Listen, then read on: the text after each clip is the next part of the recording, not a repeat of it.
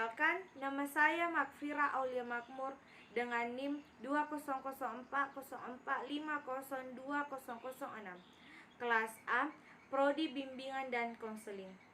Pada kesempatan kali ini, saya akan mempresentasikan materi dari resume buku Komunikasi Antar Pribadi dengan mata kuliah Keterampilan Komunikasi oleh dosen pengampu Ibu Suciani Latif, SPD MPD.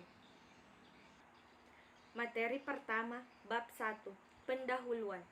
Bagian A, pentingnya komunikasi bagi manusia.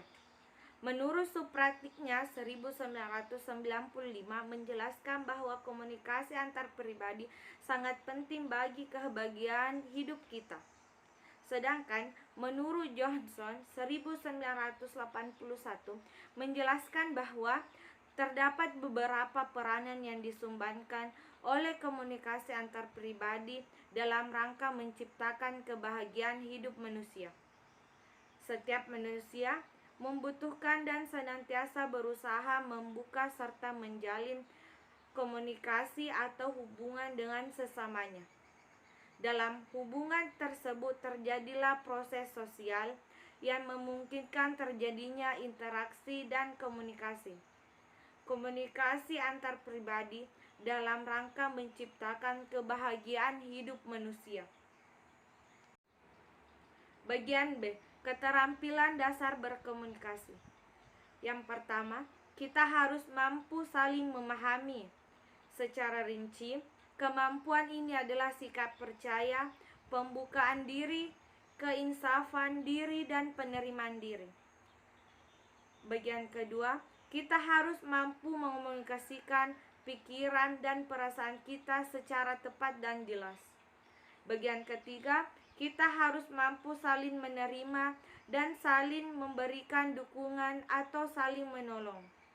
Bagian keempat, kita harus mampu memecahkan konflik dari bentuk-bentuk masalah antar pribadi lainnya yang mungkin muncul dalam komunikasi kita dengan orang lain. Materi kedua yaitu bab 2, pengertian komunikasi. Bagian A, apa itu komunikasi? Kata komunikasi berasal dari bahasa Latin communicare, berarti berpartisipasi atau memberitahukan.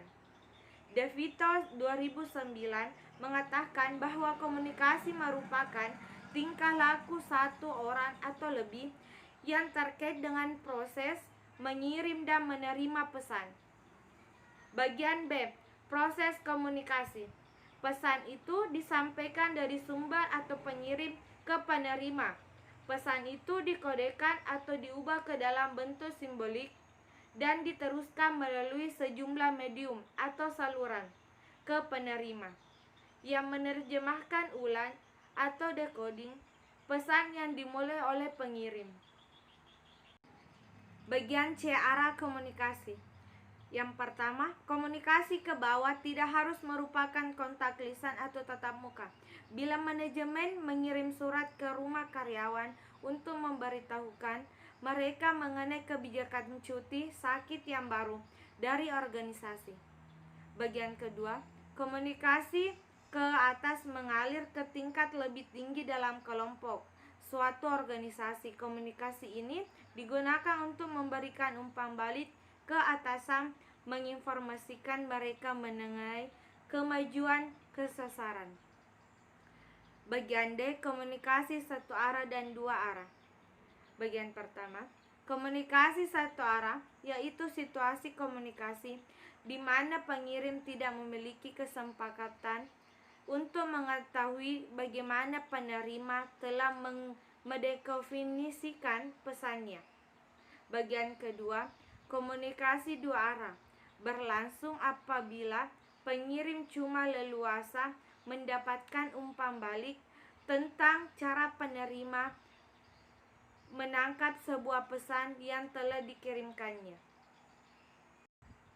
Materi ketiga yaitu bab 3, jenis komunikasi. Yang pertama, komunikasi intrapersonal, yaitu komunikasi yang berlangsung di dalam diri individu Dalam hal ini, pribadi individu bertindak sebagai sekaligus penerima pesan atau berita. Bagian kedua, komunikasi intrapersonal, yaitu komunikasi yang berlangsung antar pribadi yang satu dengan pribadi yang lain. Dalam jenis komunikasi ini, unsur pribadi terlibat secara utuh antara satu dengan lainnya dalam penyampaian dan penerima pesan secara nyata. Bagian ketiga, komunikasi kelompok. Komunikasi kelompok adalah komunikasi yang berlangsung antar kelompok, dengan individu, antara individu dengan kelompok. Jenis ini berlangsung dalam rapat konferensi dan pertemuan. Bagian keempat, komunikasi massa. Komunikasi massa adalah komunikasi yang berlangsung antar individu atau kelompok dengan khalayak atau massa. Komunikasi ini dapat berlangsung secara tatap muka antara individu dengan massa lainnya. Materi keempat, bab 4, komunikasi antar pribadi. Bagian A, komunikasi lisan. Sarana utama untuk menyampaikan pesan adalah komunikasi lisan, pidato, percakapan, dua orang, diskusi kelompok, dan desus-desus dalam bentuk komunikasi lisan. Bagian B, komunikasi tertulis. Komunikasi tertulis mencakup memo, surat, email, pengirim, faksimili, laporan berkala, organisasi, pengumuman di papan atau alat lainnya yang dikirimkan via kata-kata atau simbol tertulis. Kemudian pesan ini dapat disimpan dalam waktu yang tak terbatas. Bagian C, komunikasi verbal. Dalam komunikasi verbal, Merit Masyhudi terdapat beberapa aspek vokabular atau perbendaharaan kata-kata, racun atau kecepatan, intonasi suara, humor, singkat dan jenis timing atau waktu yang tepat. Bagian D, komunikasi nonverbal atau bahasa tubuh. Komunikasi nonverbal adalah penyampaian pesan tanpa kata-kata. Komponen verbal bisa berdiri sendiri, misalnya di bar untuk kaum bujangan, kilasan, pandangan, tatapan, senyum, kerutan, dahi, gerakan tubuh yang provokatif. Bagian E, salah pengertian. Usaha manusia untuk berkomunikasi dengan baik tidak selalu menghasilkan komunikasi yang efektif. Menurut Dian dan Masyhude, ada beberapa hal yang dapat dilakukan untuk menghindarinya terjadinya salah pengertian dengan mengatakan apa yang kita inginkan, mengurangi pembelaan diri, menjadi pendengar yang aktif. Materi kelima, bab 5, jenis-jenis hubungan antar pribadi. Bagian A, tahap perkenalan. Pada tahap ini hubungan antar pribadi dikategorikan sebagai kenalan karena jenis hubungan antar pribadi seperti ini sangat terbatas dalam pertukaran informasi. Bagian B, tahap persahabatan. Prinsip umum yang harus dijaga dalam persahabatan adalah keseimbangan, kesejajaran, kedudukan. Persahabatan menghendaki agar kedua pihak harus mempunyai kedudukan yang sama. Bagian C, tahap keakraban. Keintiman. Sillars dan Scott mengemukakan pendapat bahwa hubungan pribadi yang intim disebabkan oleh interaksi yang berulang-ulang dengan derajat kebebasan dan keterbukaan yang sangat tinggi. Bagian D, tahap hubungan suami istri. Menurut Liwery, hubungan ini ditandai dengan gaya cinta yang akrab dan intim. Dilihat dari hubungan internal, maka isi dan mutu dan dari hubungan suami istri ditandai dengan keterbukaan tak terbatas. Bagian E, tahap hubungan orang tua dengan anak. Jenis hubungan ini adalah hubungan yang terlihat di antara hubungan orang tua dan anak mereka dalam suatu keluarga inti. Bagian F, tahap hubungan persaudaraan. Jika jumlah anak dalam suatu keluarga makin bertambah, makin terjadi pula hubungan yang disebut siblings. Hubungan ini ditandai oleh erasan cinta antara adik dan dengan kakak maupun antara anak-anak dari ayah dan ibu yang sama. Materi ke-6, bab 6, pembukaan diri. Bagian A, self-disclosure. Self-disclosure atau disebut dengan pembukaan diri, menurut Johnson, adalah mengungkapkan reaksi atau tanggapan kita terhadap situasi yang sedang kita hadapi, serta memberikan informasi tentang masa lalu yang relevan atau untuk memahami tanggapan kita di masa kini. Bagian B, jendela Johari. Joe Luft dan Harry Inhan melukiskan diri kita sebagai sebuah ruangan berserambi 4 yang mereka sebut dengan jendela Johari. Serambi pertama berisi hal-hal yang kita ketahui dan orang. Kedua berisi hal-hal yang tidak diketahui tapi diketahui oleh orang. Ketiga berisi hal-hal yang kita ketahui tapi tidak diketahui oleh orang. Keempat, berisi hal yang tidak kita ketahui maupun orang lain. Bagian C, membangun kepercayaan. Untuk membangun relasi dua orang harus saling percaya. Menurut subpraktiknya, hal ini dilakukan pada saat menentukan di mana mereka harus ambil resiko dengan cara saling mengungkapkan lebih banyak tentang pikiran, perasaan, dan reaksi mereka terhadap situasi yang tengah mereka hadapi, atau dengan cara saling menunjukkan penerimaan, dukungan, dan kerjasama. Bagian D, mempercayai dan dipercayai. Subpraktiknya mengungkapkan bahwa tingkat kepercayaan dalam suatu relasi akan berubah-ubah dan berbeda-beda sesuai kemampuan. Mempercayai artinya rela menghadapi resiko, menerima akibat-akibat menguntungkan dan merugikan, dengan menjadikan dirinya rentan di hadapan orang lain. Dipercayai berarti rela menanggapi orang lain yang ambil resiko dengan cara yang menunjukkan jaminan bahwa orang tersebut akan menerima keuntungan. Materi ke-7, bab 7, hambatan komunikasi.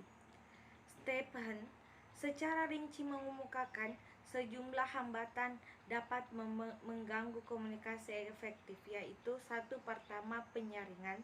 2. Persepsi selektif. 3. Informasi berlebih. 4. Emosi. 5. Bahasa. 6. Kegelisahan komunikasi. Materi 8, bab 8, konflik hubungan antar pribadi. Bagian A, konflik dan nilai positifnya. Setiap hubungan antar pribadi mengandung unsur-unsur konflik, pertentangan pendapat, dan perbedaan kepentingan.